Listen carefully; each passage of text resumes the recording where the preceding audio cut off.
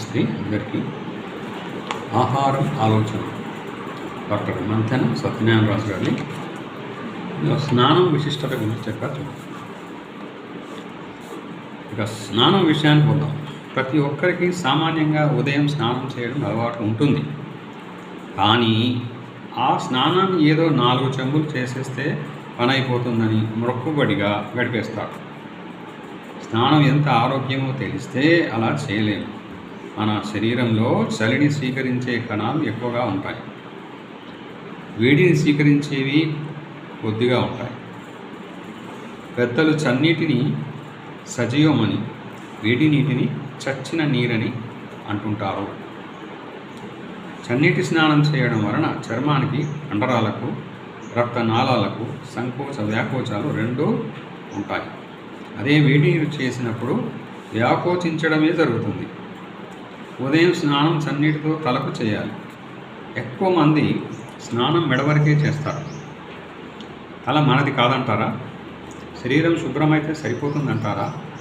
అలా అక్కర్లేదా? అన్నిటికంటే మనసుని చల్లపరచడం చాలా ముఖ్యం. 24 గంటలు ఎక్కువ పనిచేసే మనస్సు నిద్రలో కూడా కొంత పనిచేస్తూనే ఉంటుంది. అలాంటి మనసును చల్లబరిస్తే ప్రశాంతంగా ఉంటుంది. చన్నీటిని తలకు పోసుకోవడం వలన తలకు రక్త ప్రసరణ బాగా జరుగుతుంది. చన్నీటితో భుజాల వరకు పోసుకొని తల మీద చన్నీరు పోయినప్పుడు భుజాల నుండి క్రింది భాగాలలో వేడి అంతా తలకెక్కుతుంది. ఉదాహరణకు వేసవి కాలంలో కాలే నేల మీద నీరు పోస్తే నీళ్ళలోని వేడి అంతా పైకి వస్తుంది కదా. అలాగే చన్నీటితో తల తడవనప్పుడు శరీరం తడపడం ద్వారా వచ్చిన వేడి వెనువెంటనే పై ప్రదేశానికి ఎక్కుతుంది. మనస్సు వేడెక్కకూడదంటారు. చల్లబరచవలసిన మనసును వేడెక్కిస్తున్నాం. రోజంతా లేనిపోని కోపాలు, టెన్షన్, చిరాకు, పోట్లాటలతో మనసును వేడెక్కించింది చాలక ఆఖరకు స్నానం చేసేటప్పుడు కూడానా? తెలుసో తెలియకో మనిషి ఎంత పొరపాటు చేస్తున్నాడు. మన పెద్దలు ఉదయం చన్నీటిని తలకు తప్పనిసరిగా పోసుకునేవారు. వేసవిలో వారు బుర్ర వేడెక్కకుండా నెత్తికి గొడుగు, కాళ్ళకు చెప్పులు తప్పనిసరిగా వాడేవారు.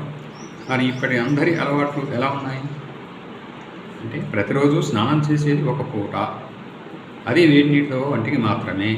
పైగా చెయ్యి వేస్తే జర్రున జారి నురుగులు వచ్చే సబ్బులు, 4 చుక్కలు షాంపు వేస్తే రుద్దకుండానే పొంగిపోయే నురుగులు, సబ్బులతో మురికిని పోగొట్టి నురుగు వచ్చేటట్టు చేసే పదార్థాలు ఉంటాయి. వాటిని సర్ఫేస్ యాక్టివ్ ఏజెంట్స్ అంటారు. అవి చర్మం మీద మురికితో పాటు చర్మం పైన సున్నితమైన పొరను పోగొడతాయి. అందుకనే సబ్బు పెట్టి స్నానం చేసిన తర్వాత చర్మం పొడిగా, తెల్లగా, ఎండిపోయినట్లు ఉంటుంది. అలా వస్తుందని మరలా చర్మం మీద కోల్డ్ క్రీములు కానీ, నూనె కానీ రాసుకుంటారు. చర్మం ఎప్పుడూ నిగనిగలాడుతూ ఉండాలనుకుంటారు. అందరికీ చర్మం ఎప్పుడు అలాగే ఉంటుంది. దానిని రోజు సబ్బులు వాడి పోగొట్టుకొని మరలా క్రీములు రాసుకుంటూ ఉంటాం. చలికాలంలో కూడా చర్మం పగుళ్ళు కానీ, తెలుపు కానీ సబ్బులు రుద్దకుండా ఉంటే రాదు. ఏ క్రీములు, నూనెలు రాసే అవసరమే లేదు. సబ్బు రుద్దడం వలన ఇంకో నష్టం ఏమిటంటే, సబ్బు రాసుకొని 2 సార్లు పైకి కిందకు చేతి కదిపేసరికి నురుగు వచ్చేస్తుంది. అందరి అభిప్రాయం ఏంటంటే, నురుగు వస్తే కొళ్ళు వదిలి వెనట్లేనండి. ఆ నురుగులు చర్మం పైన ఉన్న దుమ్ము, మురికి, జిగురు సుక్కోవచ్చు. చర్మాన్ని రుద్దకుండానే నురుగులు రావడమే ఇక్కడ నష్టం. అది ఎలాంటిదంటే, ఉప్పు, కారాలు ఎక్కువగా ఉన్న ఆహారం ముద్దను నోట్లో పెట్టుకున్నప్పుడు నమలకుండానే లాలాజలం ఊరి ముద్దను త్వరగా మింగేస్తాం. సరిగా నవలనందు వలన ఆహారం అరగదు. సబ్బులలోనున్న మందుల కారణంగా రుద్దకుండా నురుగు రావడంతో చర్మాన్ని చేతులతో మర్దన చేయడం తగ్గిపోతుంది. మన పెద్దలు సబ్బు వాడేవారు కాదు. వారు సున్ని పిండితోనే వట్టి చేతులతోనే చర్మాన్ని రుద్దేవారు. చర్మంపై మట్టి పోవాలని అలా రుద్దేవారు. అలా రుద్దడం వలన చర్మం వేడెక్కుతుంది. ఎందువలనంటే, చర్మాన్ని రుద్దేటప్పుడు లోపల ఉన్న రక్తం ఎక్కువ చర్మానికి వస్తుంది. తద్వారా స్నానం చేసేటప్పుడు చర్మానికి రక్త ప్రసరణ బాగా జరగడం ఒక ప్రయోజనం. రెండవది, చర్మ రంధ్రాల్లో ఉన్న చెడు పదార్థం కూడా స్నానం చేసేటప్పుడు గట్టిగా రుద్దడం వల్ల బయటకు వచ్చేస్తుంది. మామూలుగా చర్మానికి రక్త ప్రసరణ మెల్లగా జరుగుతుంది. చర్మం చివరి భాగం కాబట్టి. బంతి భోజనాలలో ముందు కూర్చున్న వాటికి వంటలు లోటు లేకుండా త్వరగా అందుతాయి కదా, అలాగే గుండె కూడా దగ్గర ఉన్న భాగాలకు రక్తాన్ని త్వరగా అందిస్తూ దూరంగా ఉన్న వాటికి ఆలస్యంగా అందిస్తుంది. అందువలననే చర్మ వ్యాధులు తొందరగా తగ్గవు. అలాగే మన చర్మానికి రక్త ప్రసరణ బాగా జరగాలంటే శరీరాన్ని స్నానం చేసేటప్పుడు బాగా వేడెక్కేటట్లు రుద్దడం మంచిది. సబ్బులు ఉంటే ఎక్కువ సేపు రుద్దలేరు, అందువల్ల సబ్బులు వాడటం మంచిది కాదు. సబ్బు లేనప్పుడు మురికి వదలాలని చేతులతో భాగాలన్నింటినీ గట్టిగా రుద్దగలుగుతాం. శరీరాన్ని రుద్దేటప్పుడు కాళ్ళను క్రింది నుండి పైకి రుద్దుకోవాలి, అలాగే చేతులను క్రింది నుంచి భుజాల వైపు రుద్దుకోవాలి. మనకు రక్తం ఆ విధంగానే పైకి నడుస్తున్నది కాబట్టి పైనుంచి క్రిందకు రుద్దడం అందరికీ అలవాటు. అలా చేయడం వలన పైకి గుండెకు చేరే రక్తాన్ని మనం చేతులతో కిందకు నెట్టడం జరుగుతుంది. మనం విరుద్ధమైన పని చేసినట్లు అవుతుంది. స్నానం చేసే ఒక మంచి పద్ధతిని వివరిస్తాను. స్నానం చేయడానికి వెళ్ళే ముందు ఒక మెత్తటి తెల్లని నాప్కిన్, జేబు రుమాలు గుడ్డ తీసుకొని వెళ్ళండి. రాసుకుంటే స్నానానికి ముందు నూనె రాసుకోవచ్చును. ఇక బాత్రూంలో సబ్బులు లేకుండా చేయండి. ముందు శరీరాన్ని అంతటినీ ఒక బకెట్ నీటితో పూర్తిగా తడపండి.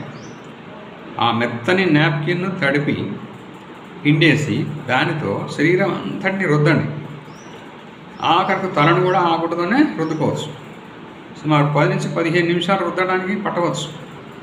15 నిమిషాలు గడిచేసరికి చర్మం వేడెక్కి చెమటలు పడుతుంటాయి. ఆ తెల్లని నాప్కిన్ మట్టితో నల్లగా అయిపోతుంది.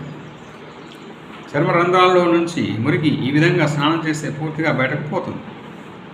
10 నుంచి 15 నిమిషాలు గుడ్డతో పూర్తిగా చర్మాన్ని రుద్దుకోవడం అయిన తర్వాత మరలా ఒక బకెట్ చల్లని నీళ్లను తలపై నుండి పోసుకోవాలి. అలా పోయడం వలన రుద్దినప్పుడు వీడికి వ్యాకోచించిన రక్తనాళాలు, చర్మ రంధ్రాలు అన్నీ మరలా చలికి మూసుకుపోతాయి, సంకోచిస్తాయి. గుడ్డతో పాదాలను బాగా రుద్దుకోవడం వలన మట్టి బాగా పోయి పగులు దరి చేరవు. ఈ విధంగా స్నానం చేయడం వలన చర్మ వ్యాధులు వచ్చే అవకాశం తగ్గుతుంది. సబ్బుల ఖర్చు ఉండదు. మనలో నుంచి ఎంతమంది మురికి వచ్చింది ఆ తెల్లటి నాప్కిన్ను చూస్తే తెలుస్తుంది.